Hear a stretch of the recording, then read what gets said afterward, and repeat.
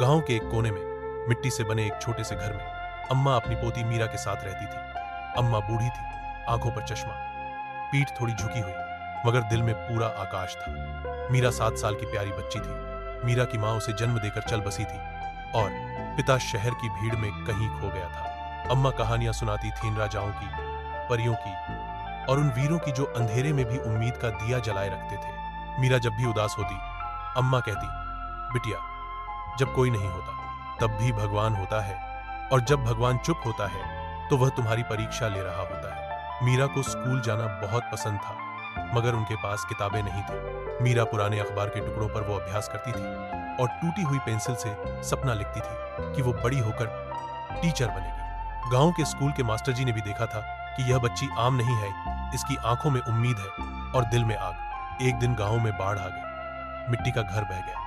अम्मा और मीरा किसी तरह गांव के मंदिर के चबूतरे पर जा पहुंचे। बारिश 3 दिन तक नहीं रुकी, खाने को कुछ नहीं, सोने को जगह नहीं, मगर मीरा ने एक बार भी शिकायत नहीं की। अम्मा की गोद में सिर रखकर वो बस यही कहती, अम्मा, भगवान परीक्षा ले रहा है ना, मैं पास हो जाऊंगी ना। अगले दिन जब बारिश थमी, गांव के कुछ लोग मदद करने आए। एक समाज सेवी संस्था ने अम्मा और मीरा को एक छोटी सी झोपड़ी और कुछ जरूरी सामान दिया। मास्टर जी ने मीरा की पढ़ाई फिर से शुरू करवाई।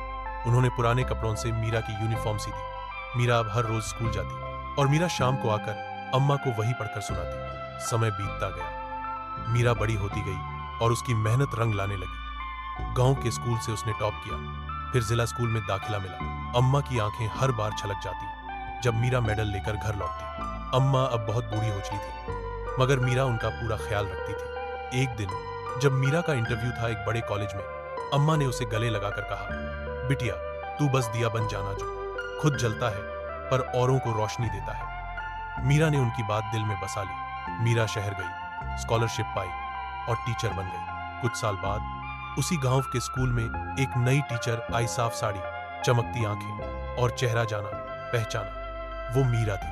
अब वह खुद उसी स्कूल में बच्चों को पढ़ा रही थी जहां उसने सपने देखे थे। गांव के गरीब बच्चों को वो फ्री में पढ़ाती और हर दिन एक कहानी सुनाती, उम्मीद की, मेहनत की, और उस अम्मा की जिसने खुद कुछ नहीं मांगा मगर सब कुछ दे दिया।